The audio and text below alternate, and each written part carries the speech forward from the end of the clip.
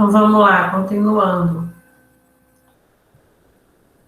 A próxima etapa é a avaliação da nova situação.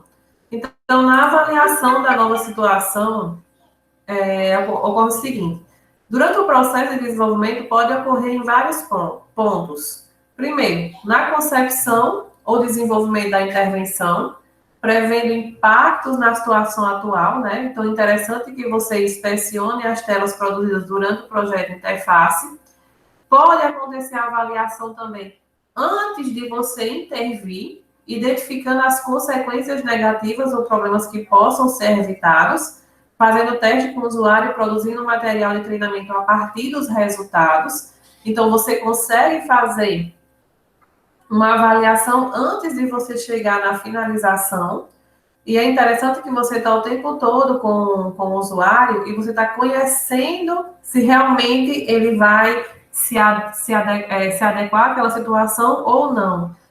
Que material eu preciso produzir de treinamento para que eu consiga bons resultados, para que eu não consiga problemas futuros. Então, existe, né, essa questão de você ter sempre esse cuidado, né, de fazer, de estar sempre com o usuário.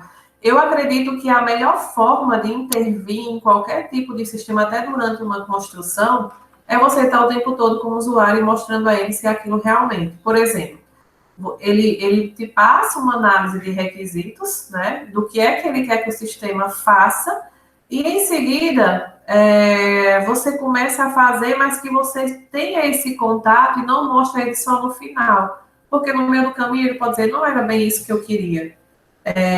No meio do caminho, no final, ele pode dizer, não era bem isso que eu queria. E aí dá muito trabalho você ter que retornar para iniciar. Enquanto você está construindo e você tem esse contato com o usuário, facilita. Eu não estou falando para o usuário estar o tempo todo mudando a ideia dele, porque existe um documento em que ele assina para poder dizer que realmente era aquilo que ele queria. Mas é você construindo aos poucos, como você já conhece as sprints, né? Construindo aos poucos e mostrando primeira entrega, segunda entrega, terceira entrega, até a finalização. E esse planejamento eu acho super importante que tenha e que você esteja com o usuário durante o processo de desenvolvimento, tanto de interface quanto do sistema em si. Até porque, se você também mostrar uma tela para um usuário que não conhece nada de sistemas e mostrar só uma tela preta ou uma tela branca com aquilo rodando, ele não entende muito. A interface é importante para ele começar a entender aquele processo que foi solicitado. Sem interface, não adianta você mostrar sistema para ninguém, não. Só com aquela telinha do Java rodando e compilando e mostrando que está dando resultado, ele não entende, ele não enxerga a dimensão do sistema por ali. E existe também após a intervenção. Então, ele consegue verificar os impactos ocorridos, avaliar como os usuários se adaptaram ao sistema interativo, desenvolvendo e as mudanças que ocorreram nas suas práticas de trabalho. Após a intervenção, é como eu disse a vocês, ele vai dar um pouquinho mais de trabalho, porque já está pronto. Então, assim, está feito, vamos agora se virar para aprender que o sistema que você me pediu é esse. Ele dá um pouquinho de trabalho, porque se você errou no meio do processo, fica muito ruim para voltar. Então, você tem um retrabalho, você pode ter uma reengenharia para refazer algumas etapas de documentação e tudo mais, e aí você pode perder tempo. Para mim, a melhor coisa que tem é você fazer durante o processo, né? Como está mostrando aqui, na concepção do desenvolvimento, ou antes de você intervir, mostrando para ele sempre como é que vai acontecer essas mudanças. Dentro das perspectivas de design, né, que são as formas de interpretar a atividade de design, nós temos o racionalismo técnico e a reflexão em ação. Qual a diferença dos dois? O racionalismo técnico são problemas e soluções conhecidos. Então, quando eu tenho um problema e uma solução conhecida, eu sei o que fazer. Aquele problema de design já aconteceu com o usuário X em alguma situação e eu resolvi assim, né? Então, você de alguma forma documentou isso e você sabe como foi que você resolveu. Então, eles usam métodos de solução bem definidos a princípio, né, a priori.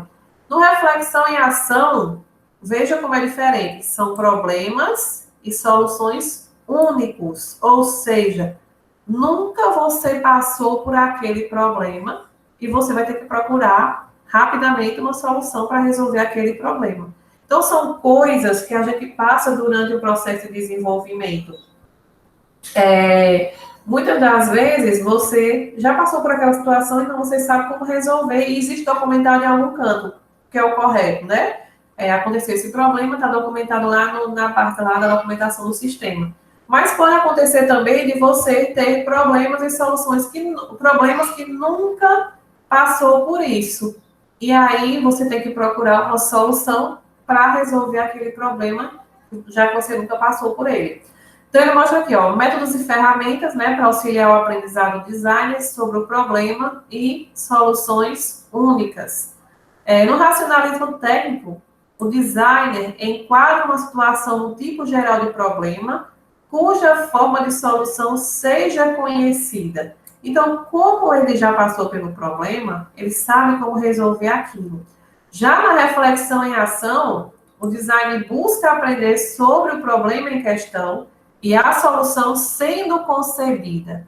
Então, a solução é concebida naquele momento, naquele problema lá, durante o processo de desenvolvimento. Então, você tem uma solução em que já existe, um problema que já existiu, e você sabe onde buscar essa resposta, e aqui você vai ter que estudar para descobrir aquela resposta que você não conhecia do problema.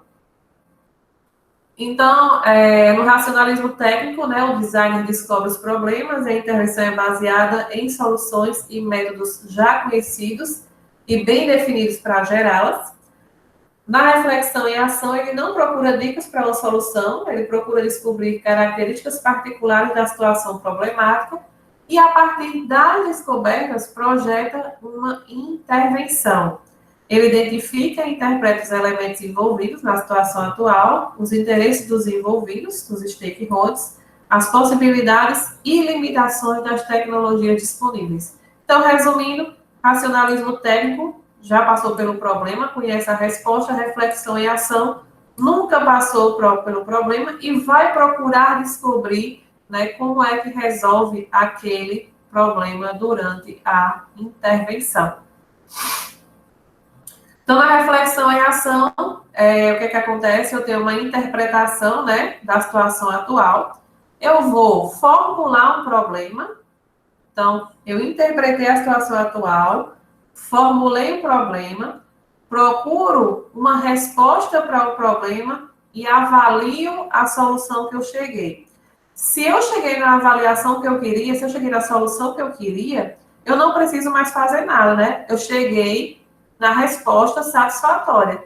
Mas quando eu faço todo esse processo de formular um problema, de formular uma solução, e eu avalio como não sendo bom, eu tenho que reformular o problema e começar todo o processo novamente. Então, a resposta que eu obtive da mudança não foi legal, não era isso que eu queria. E aí, eu reformulo e começo. Vou interpretar a situação atual, vou reformular o problema, vou formular uma solução e chegar numa nova avaliação, até eu chegar na situação satisfatória, na solução satisfatória.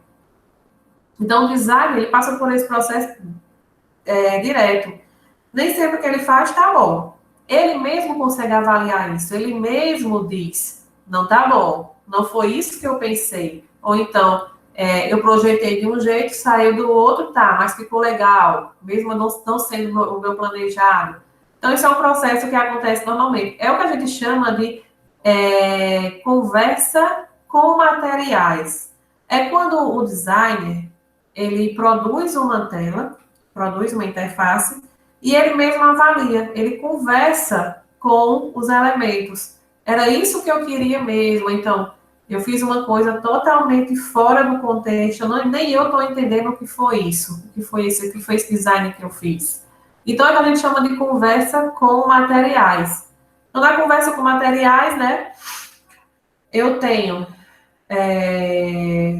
A reflexão em ação, né, que é interagir com o modelo, obter resultados surpreendentes, tentar interpretá-los e então inventar novas estratégias de ação com base nas novas interpretações. Existem esses dois autores, né, o Chon e o Benet, que ele fala o seguinte: ora, o designer fala com a representação, expressando suas ideias para a solução sendo concebida, como, por exemplo, e se eu definir isso desse jeito, como posso utilizar essa mesma ideia em outro lugar? Ou o que acontece se eu modificar isso aqui? Isso aqui são coisas que ele se pergunta durante a modificação.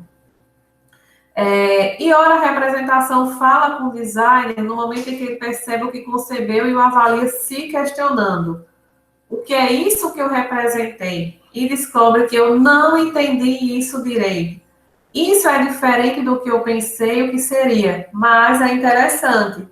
Isso está desajeitado, isso não. Aquilo não parece bom para mim ou isso não funciona. Então, a conversa com materiais nada mais é do que você mesmo, você se autoavaliar sobre o seu projeto.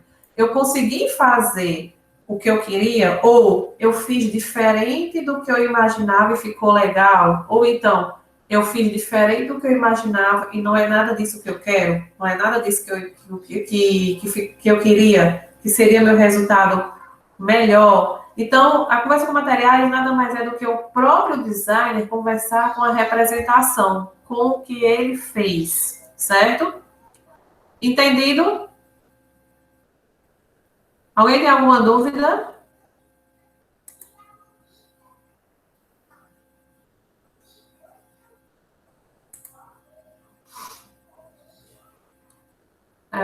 Sim, Luan, eu acho que nessa hora que você está me perguntando, seria como ir mostrando betas, foi durante as mudanças, né, que eu disse que tinha que estar mostrando para o usuário. Justamente, quando você for desenvolvendo, você vai mostrando as partes, né, não a versão final. Você vai desenvolvendo aos poucos e vai mostrando, é assim que você quer? É desse jeito que está ficando? E ele vai dizer, não, não era assim, o caminho seria esse, ou então, esse botão não era assim como eu queria, ou então a tela que eu queria agora seria de um cadastro, ele teria que resolver isso primeiro.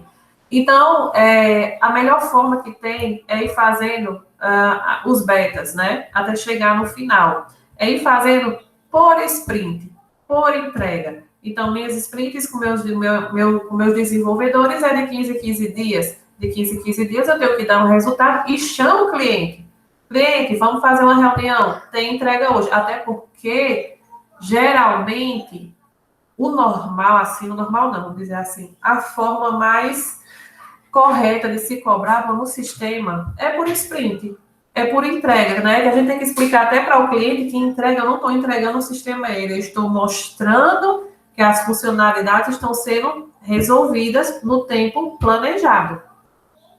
Então, sempre que você estiver desenvolvendo, chama ele. Ó, cliente, a gente já fez isso, a gente vai fazer os marcos com o cliente. Depois que você analisa os requisitos, que conversa com sua equipe de programação, você vai começar a dividir as partes. E aí é onde vocês vão conseguir avançar. Todo mundo tem que passar por esse processo de desenvolvimento. O projeto integrador é a melhor forma de você entender como é que acontece esse processo de desenvolvimento. Eu, juntamente com o professor Erla, a gente trabalha muito em conjunto nos projetos extra sala de aula. Eu acho muito legal essa questão da gente levar o que se aprende em sala para o que se leva para a realidade, né? A gente deu uma parada porque ficam um pouco ocupados e erram também. Mas você pegar aquela equipe que você montou para desenvolver, chamar o cliente, dizer a ele, você tem, daqui a 15 dias, você vai ver tal e tal funcionalidade. Daqui a mais 15 dias, você vai ver tal e tal funcionalidade. E essas reuniões, não necessariamente, elas são presenciais. A maioria das que a gente faz, elas são online. Então, esses marcos, que é quando o cliente ele paga, você pode dividir por marcos, por sprint, eu acho super interessante quando vocês realmente botarem a mão na massa. Então, você vai acompanhando todo o processo de desenvolvimento e o cliente está junto com você o tempo todo. Eu acredito que a melhor parte do desenvolvimento é quando você tem um cliente junto. Agora, se você faz o sistema todinho e só vai mostrar para ele o final, corre o grande risco de você não estar seguindo o caminho que ele esperava ou que ele pretendia. Então, assim, eu até aconselho quando vocês começarem a desenvolver para não fazer isso. Quando vai no projeto integrador e se tiver um cliente real, chama ele nas entregas, mostra a ele seu documento, mostra a ele o que é que vocês querem fazer, porque é a melhor forma de conseguir obter bons resultados, certo? Eu nem estou falando aqui como que eu não sou a mais empreendedora do Juazeiro, mas eu estou falando um pouco sobre a experiência que eu tive com essa parte de desenvolvimento, né, de design, de desenvolvimento de sistemas. É interessante que aconteça o processo e que você não faça tudo para o final, não deixe tudo para o final, porque vocês correm o risco de não chegar no objetivo esperado pelo cliente final, certo? Alguém tem alguma dúvida?